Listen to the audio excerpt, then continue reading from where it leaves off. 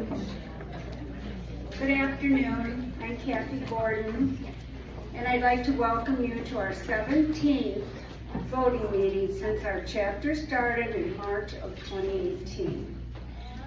We've chosen 16 charities, and 2 organizations have also been chosen twice, and we have received a second donation from us. Our member and partner donation to date is $395,933. And we now have 260 members. I would also like to thank you for accommodating our time change of 3:30. There is a school, Roots, Nature, and Leadership Academy, that's also using this church, and their parking area and their dismissal time is 3 o'clock. So our new time from now on will be 3:30. So all members should have received an email about some important changes that our chapter will be following. Our current process has worked not only for our chapter, but for the Giving Circle chapters across the country. But periodically, we need to make some adjustments. Our primary goal is to remain inclusive, allowing as many organizations as possible to have a chance to present, while ensuring that all nominations have a fair and reasonable opportunity. This will hopefully expose our membership to more charities and that we have not heard from. We believe these modest changes will help achieve the balance. We're also, to understand our chapter, we only meet twice a year. Most Giving Circles meet 4 times a year. So that's one reason we needed to make some little adjustments.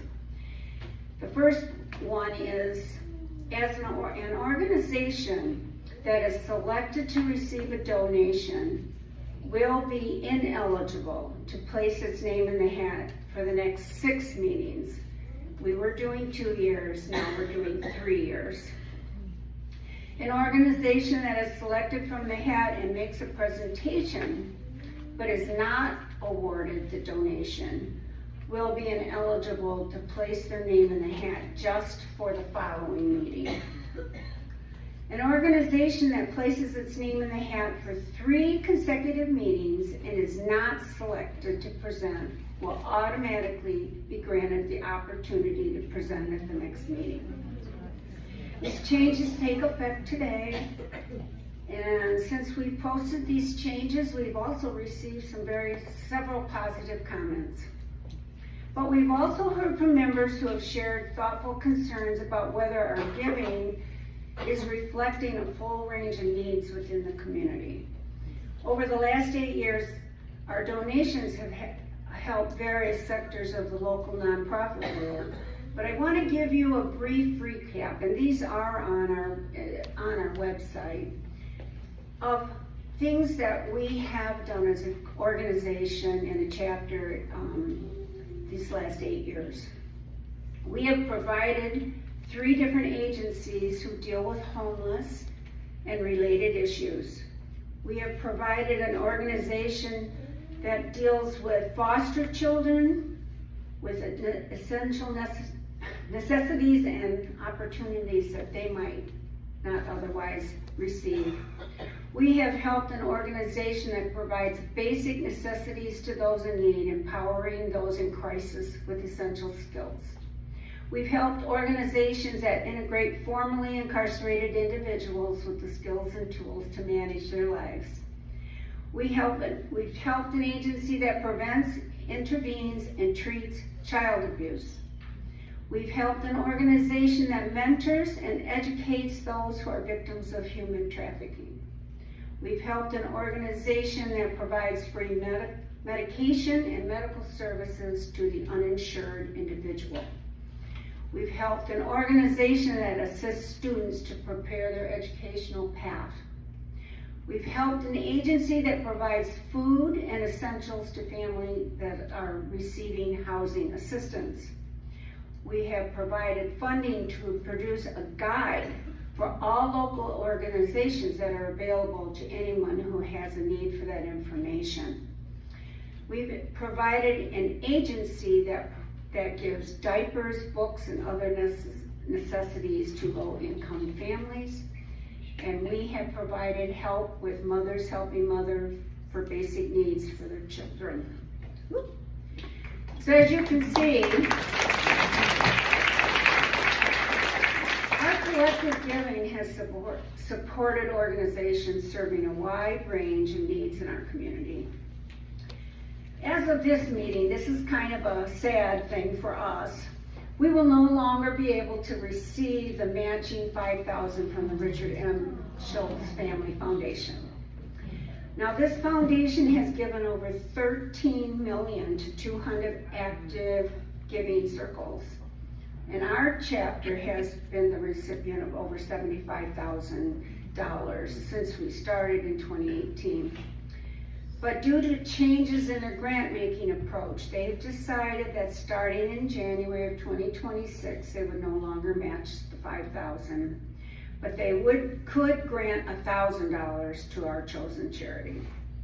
So if any of you are familiar with any local foundation that might entertain a matching grant for 100 Women Who Care, please let us know.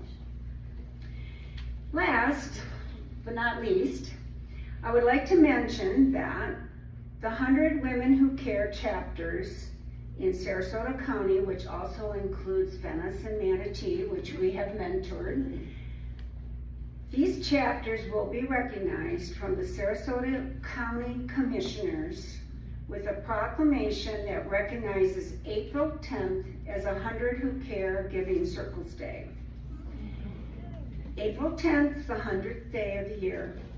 Unless it's leap year.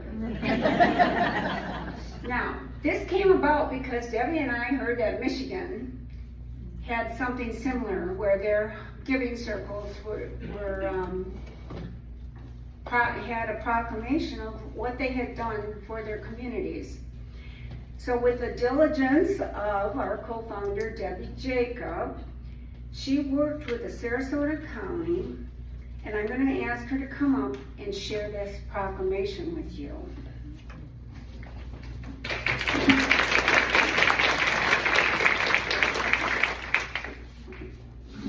Okay, I'm just going to read the proclamation directly off the document that I'll receive in April. Whereas the 100 Women Who Care chapters in Sarasota County have demonstrated exceptional commitment to community service through collective giving, and whereas their philanthropic efforts have provided substantial support to local nonprofits, enhancing the well-being of residents throughout Sarasota County, and whereas recognizing April 10 as 100 Who Care Giving Circles Day will honor the spirit and generosity and community engagement exemplified by these organizations. So now, therefore, we, the Board of County Commissioners of Sarasota County, Florida, do hereby proclaim April 10, 2026 to be 100 Who Care Giving Circles Day.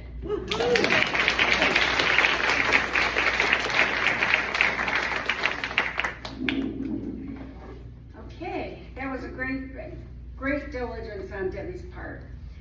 All right, before we begin our first charity, I'm going to ask that each charity that is selected to pitch today to stay after and have pictures taken, and also fill out the form that you received at registration. And we will now begin with our first charity, Service Dogs Saving Lives, by our member, Linda Johnson.